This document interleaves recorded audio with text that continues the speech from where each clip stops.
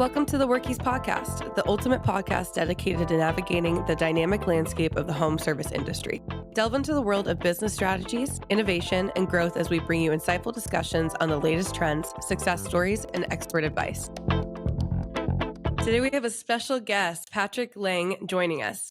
Patrick is not just any business broker, he's a top-ranked expert in his field, specializing in helping heating and air business owners navigate the intricate process of selling their companies. With years of experience under his belt, Patrick understands the unique challenges that heating and air business owners face. Whether it's burnout, partner conflicts, health issues, or simply reaching retirement age, Patrick has seen it all.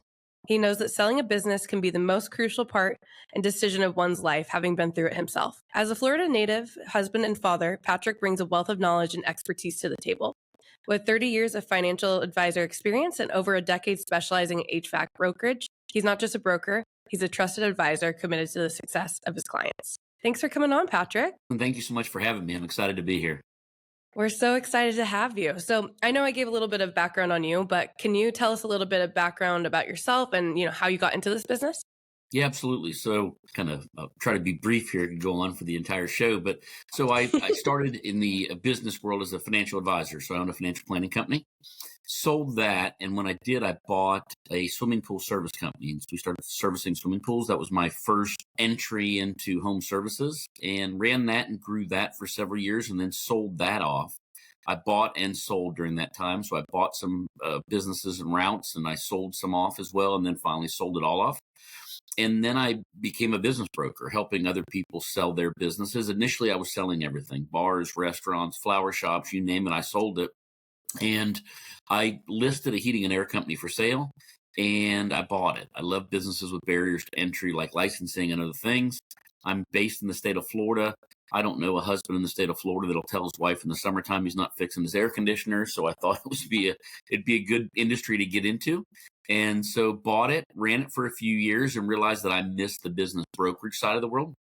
And when I went to go sell it, I realized that there wasn't a lot of people who knew a lot of selling smaller heating and air companies. Sure, if you're doing 20 or 30 million, there was people there to help you, but we were a smaller company and I couldn't find any information. So kind of through a twist of fate, my son ended up him and his wife ended up buying me out. And my son runs it today. My office is in his office. So I'm still around the trade on a daily basis. And at that time, I thought, well, let me see if I could just focus on helping people in heating and air. Based in Florida, my first few sales were just in Florida, then Georgia, then Southeast. And since then, we've gone nationwide. And in the last 6 years, I've sold 120 heating and air companies around the country. Wow. What an amazing start, too, from bars to going to the heating and air, too. And then that's so cool to hear. Oh, sorry, go ahead. I didn't mean to cut you off there. Yeah, I've kind of sold it all. And I love seeing successful businesses and kind of what makes them tick. So I'm fortunate that I get to enjoy going to work every day and seeing what goes on. And now it's exclusively in heating and air. I do a little bit of plumbing and electrical, but probably 95+% of what I do is just heating and air. Wow. I mean, I'm curious to hear from you, what made that jump to go from, it sounds like, you're passionate about the overall business model and knowing what makes people tick, right? In the business world, but what made you go specialize in heating and air specifically? Yeah, I thought there was just a need. I thought if I'm a broker and I can't find information about it, if somebody's been fixing air conditioners for 30 years, they certainly couldn't find any information about it. And so I thought there was a market there of people who needed my help.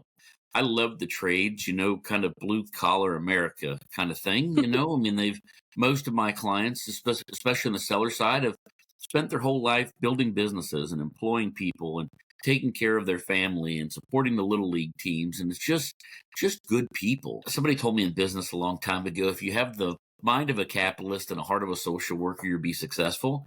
And so I'm fortunate I get to do both. I get to help people. And in the process, I get to make money and chase my dreams as well. So it was scary at first, certainly niching. I walked away from all my other listings that I had and said, I'm just going to focus on this. And fortunately, I've been blessed and it's worked.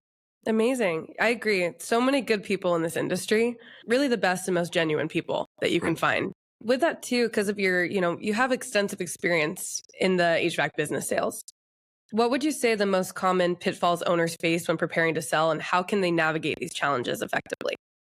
Wow, there's a lot of them. But the primary one, oftentimes, is not getting out of their own way. They're Mm, incredible at fixing air conditioners, but they may not have been the best business people, and haven't built a business. Many of them have high paying jobs where they're the best technician, they're the best installer, they're the best salesperson on their staff. You look up their Google reviews, and every review has their name on it. And so sometimes they don't have a business; they have a high paying job, and so that makes it challenging to let them know what the realistic value of the business is. mm. Okay. No, I can see that too. And I wonder if, like, for people who are running into that, like, how would you say they should navigate these challenges moving forward? Well, look at their business if they were a buyer. Nobody calls me and says, I want to buy a business where I can work 15 hours a day in the field and then go home and do paperwork all night long. Nobody wants to work that hard. And so putting yourself in a buyer's shoes, what would a buyer be looking for? A business with people, a business with systems, a business with things like a CRM system in place to be able to track data and that kind of stuff.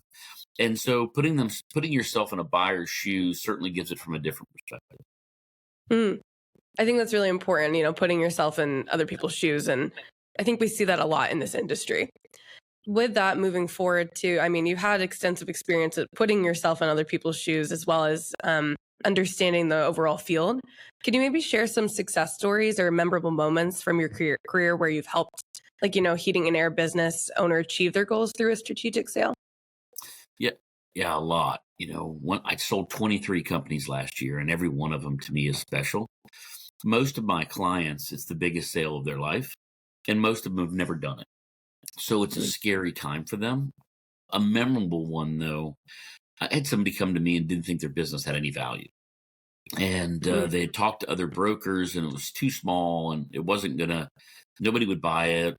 It wasn't worth anything. And these people, for them, it was all they had, and they didn't know where to go or what to do, and that was going to be their retirement. And a lot of times when people come to me, that's the sad part of the transaction is it's later in life. Most people don't call me at 50 and say, "Hey, what's it going to be worth in 10 years?"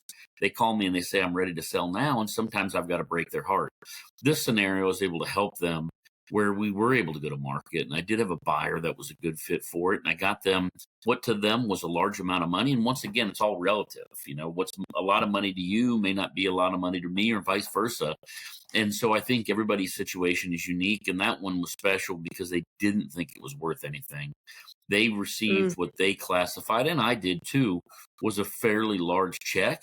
And now they're able to go enjoy the rest of their years and the fruits of their labor. So that would probably be one of them. And those stories happen a lot. Not always that positive. Sometimes it's not worth as much as they think. And so that's the other way. But in that hmm scenario, I was able to help somebody. And once again, I'm not a nonprofit organization like everybody else. I'm here to make money. And so I get to take care of my family by helping people as well. I think that's a win-win for you, though, right? Because you're doing the Absolutely. best you can by helping your family, but helping other people. I mean, that's a great purpose to have, really. Absolutely. Yes, I 100% agree too. That's what I set to achieve every day, is helping someone in some way. So I hear you on that too. What would you say sets your proactive marketing approach apart from other brokers in the industry? Yeah. So a lot of brokers take a listing and just stick it online and wait for somebody to come. Mm, And because of the size of often the companies we sell being on the smaller side, we've got to go to market and find a buyer. And so when we get a listing, we are real heavy on social media, Facebook, LinkedIn, those types of things. We do direct mail campaigns. We promote it through our website. I'm active in most of the heating and air organizations. And so I talk to people there about it. I don't get paid if it doesn't sell. So at the end of the day, I'm doing everything I can to get as many eyes on it as I can, as fast as I can. And by having a business model that is only on a success fee, it puts my interest and the seller's interest in line that I don't get paid if we don't get the job done. So I'm here to do whatever we can to get it done. And by being aggressive in our marketing and advertising and promotion instead of just sitting and waiting for somebody to come has proven to be beneficial. right, right. And you're right there with them then too. You're at the Right. same spot as them. And if they don't get help, then you don't get help too. So Exactly. I can see how that would set you apart. I mean, if I had someone saying that to me, I would be like, okay, let's do it together. It's like you're a team. It sounds like you're a team player. Definitely. um, Considering that, you've been in this industry now for quite some time and you've seen different changes that have developed over the years, where do you see the industry heading in the next 5 to 10 years? So there's been a lot of consolidation, a lot of private equity buyers buying a lot of companies. And if history repeats itself, which it consistently does, I think we'll see some of that slow down. And I think maybe some of that fall apart. It's what's happened historically where companies got too big or didn't have the right people or systems in place. And so a lot of times people think the world's coming to an end because of the consolidation. But I think if you look historically at the market, change is not always a bad thing. Somebody told me a long time ago, the only thing that likes change is a baby in wet diapers. And I think there's some truth to that, right? We always get scared of change, but oftentimes it ends up leading us to better opportunities that we wouldn't, if we weren't forced to go through the change, we wouldn't have realized. And so I think that's going to be the same thing in the market. Where's the market going to be a year from now? What are multiples going to be a year from now? Who knows? But at the end of the day, I think companies that are built on taking care of people and providing value to people will still have a big value in the marketplace. And it'd just be a different buyer or a different time frame. So I think we'll see less consolidation potentially, which is not necessarily a bad thing either. Yeah, I definitely can resonate with the change part too, right? The only consistent, I have a different one than you, but I've always heard the only consistent in life is change, right? So there's always going to be some sort of change and it isn't always bad. And I think that our listeners will definitely like to hear your advice with that moving forward too. On that note too, I would love to hear if you could, offer one piece of, unconventional advice to heating and air business owners who are about to embark on the journey of selling their company. Like, what would that be? So I think it would be before they're ready to embark on the journey. Take a look at it. If it's the biggest sale of your lifetime, it's something that shouldn't be considered last minute. It's something that you should be planning for. And as you're making decisions in the business, be building a business that if the ultimate goal is to sell at some point, be building a business to sell, not a business to save taxes on, not a business to be creative with your accounting on, not a business to keep stagnant. If the ultimate goal is to sell it, understand what people are paying for and why, and build a business that checks those boxes. So when you're done and you go to cash that check, the check's as big as you want it to be. Okay. That's amazing. Thank you so much, Patrick, for taking the time out of your day to give insight really into the selling side of the business, your stories, and what we should be looking forward to moving forward and how people can overcome that. I really appreciate your time again, and we'll look forward to having you on again in the future. Sounds fantastic. Thank you so much for the opportunity. I had a great time. Thank you, Patrick. Thank you for tuning into the Workies podcast. We hope today's episode has provided valuable insights and inspiration to propel your business forward. Remember to subscribe to our podcast for more engaging discussions and expert advice on navigating the dynamic landscape of the field service industry. I hope you got to unplug a little with us. Until next time, keep innovating, growing, and delivering exceptional service. We'll see you in the next episode of Workies Unplugged.